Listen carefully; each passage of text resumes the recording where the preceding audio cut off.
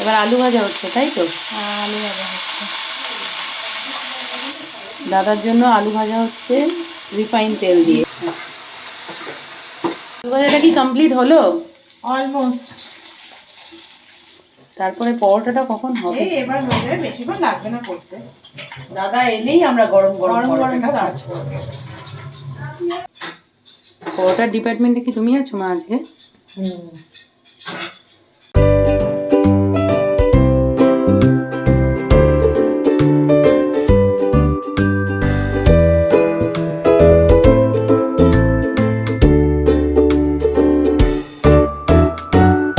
হয়েছে দেখে নি।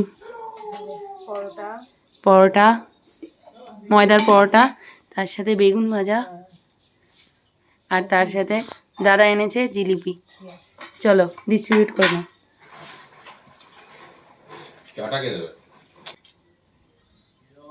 কি গো, কেমন খাচ্ছ ব্রেকফাস্টটা বলো? আরে পরোটাটা কেমন হয়েছে সেটা তো বলো। খেতে পারছো না? আর কাঁচা লঙ্কাটা কি তুমি হাফ নিলে না ফুল নিলে? ওটা খেয়ে নিলাম রে, এখন আর একটুকুনি বাকি।